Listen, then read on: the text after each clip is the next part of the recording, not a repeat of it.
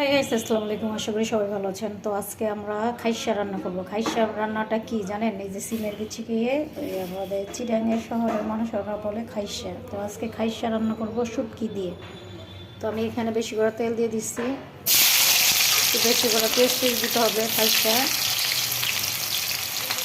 তারপর এই যে শুটকিগুলো সাথে বাজিয়ে তুলবো।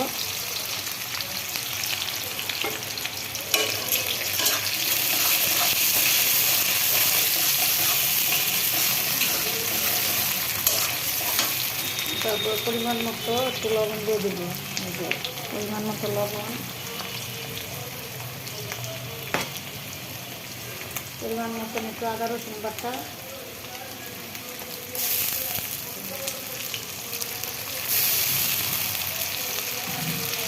তো আমার এই খাইশা রান্না করতে কী কী লাগবে সেটা আপনাদের সাথে শেয়ার করবো। ধনিয়া পাতা লাগবে, কাঁচামরিচ, আর বেশি করে টমাটো, বেশি করে ধনিয়া পাতা, এগুলো দিয়ে ভালো মতন কষাইতে হবে। কষাইতে যখন শুটকি একদম ভাঙিয়া ঘ্রাণ চলে আসবে, তখন এগুলা ভালো মতন সবজি দিয়ে আবার কষাবো। যত কষাবেন তত কষানোর মতো মজা হবে। আর যেহেতু সিমের বিচি অনেক নরম, বেশি পানি দেওয়া যাবে না, বেশি ঢাকাও যাবে না। তাই ভাবলাম যে আমার ভালোবাসার মানুষদের সাথে একটু শেয়ার করে তুলি। তো কে কোন জায়গা থেকে দেখতেছেন, আপনারা কিভাবে খান সেটাও কমেন্ট করে বললেন। তো আমরা এইভাবেই খাই, তার জন্য যে রান্না করতেছি। তো আমার এটাকে যে ভালো মতন কষানো হয়ে যাচ্ছে।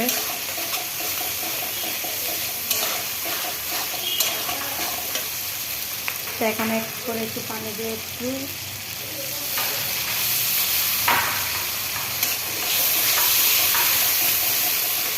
এখন এক করে হলুদ দিয়ে দিব।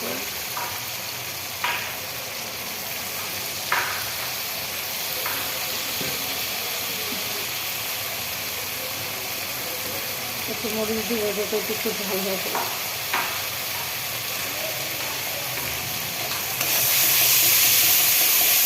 এগুলো দিয়ে ভালো মতন কষিয়ে নেব।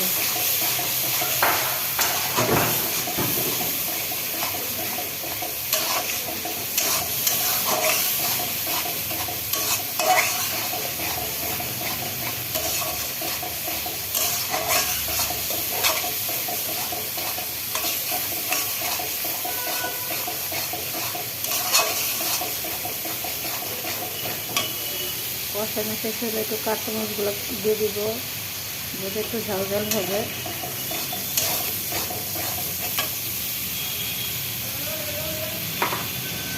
তো আমার মশলাটা কষানো শেষ, পানি তেল তেল ভাব উঠে গেছে।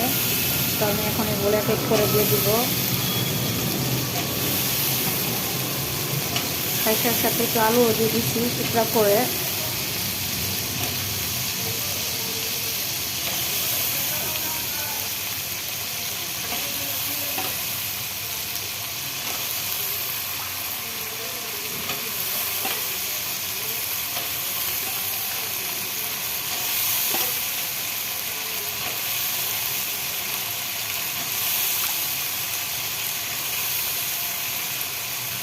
তো আমি এক এক করে এগুলো সব একটার সাথে একটা একদম সুন্দরভাবে মিশিয়ে ফেলবো আলতোভাবে।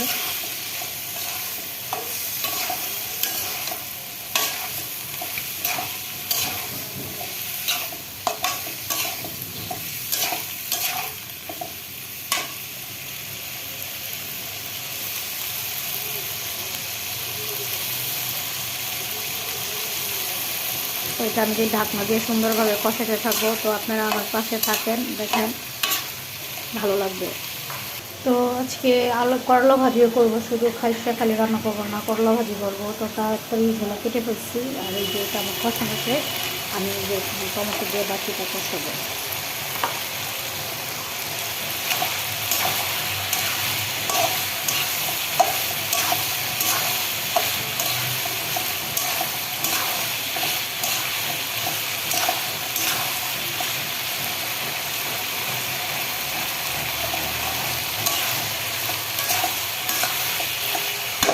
আর একটু কষায় তারপরে আপনার ঝোলটা দিয়ে দেবো।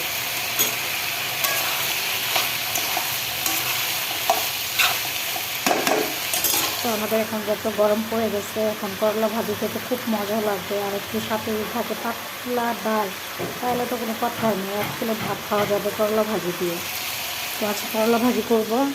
সাথে আজকে বাজার থেকে দেখেন রুটিগুলো ছেঁকে দিয়ে গেছে, আছে গুছানোরও সময় পাচ্ছি না। তো আমাকে না আঙ্কেল বোম্বাই মরিচ দিয়েছিল। আজকে বোম্বাই মরিচ এত সস্তা পাইছি জানেন, 10 টাকা হালি। আর বোম্বাই মরিচে এত দাম দিয়ে বোম্বাই মরিচ কিনতে পারি না। আর আজকে যাই বাজারে ধন্যবাদ আনতে যাই দেখি বোম্বাই মরিচের দাম এত কম। তারপরে আমি 4টা বোম্বাই মরিচ নিয়ে আসছি, মাত্র অনলি 10 টাকা। এত সস্তা আপনারা জানেন? জানি না, একটু কমেন্ট করে জানাই।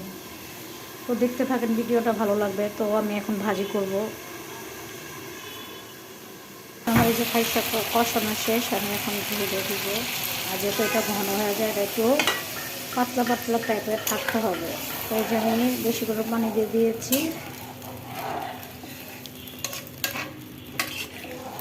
এখন লবণ চাটার পালা।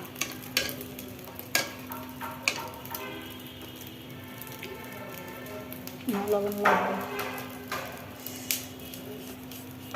লবণ দিয়ে দিচ্ছি। বাকিটা দেখেন, ভালো লাগবে। আর একটু পাশে চুলা দিতে দিচ্ছি, করলা ভাজি করবো তাই।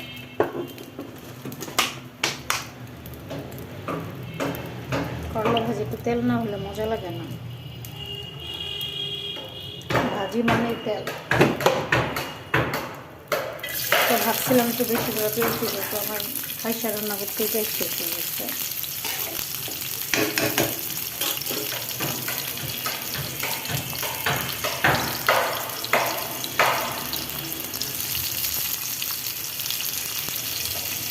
পাশে ভিজিয়ে দিলাম। তো দেখতে থাকেন, ভিডিওটা ভালো। তো এখন আমি ধনিয়া পাতা দিয়ে দেবো। এটা বেশি ঢাকাও যাবে না, কারণ এটা সিমের বিচিটা খুবই নরম, গলে গেলে মজা লাগবে না। তো এটাকে আলতোভাবেই লড়াছড়া দিতে হবে, কারণ দেখছেন সিম যদি গলে যায় তাহলে এটা মজা লাগবে না, গলে গেলে আঠা আঠা হয়ে যাবে। তো আমি এখন একটু বেশি করে ধনিয়া পাতা দিয়ে দেবো, বেশি করে ধনিয়া পাতা দিয়ে দিচ্ছি।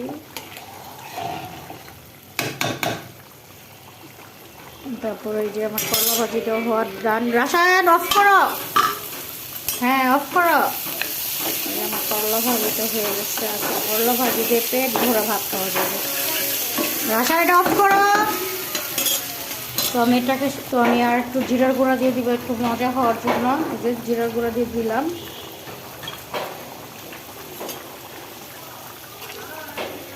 এটাকে আলতোভাবে নাড়াচাড়া দিতে হবে, কারণ সিমের বিচি গলে গেলে মজা লাগবে না।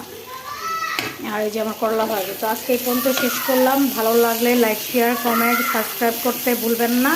তো এই যে রান্না শেষ করলাম। আর এই যে বাকি রান্নাগুলো পরে করবো, এখনও আমার অনেক রান্না বাকি রয়েছে। ফুলকপি দিয়ে রুই মাছ রান্না করব। এই যে রুই মাছ ভিজিয়ে রাখছি। তো এই যে রান্না শেষ করলাম। তো এই পর্যন্তই শেষ করলাম। ভালো থাকবেন, ভালো লাগলে লাইক, শেয়ার, সাবস্ক্রাইব করতে ভুলবেন না। Bye bye, tata.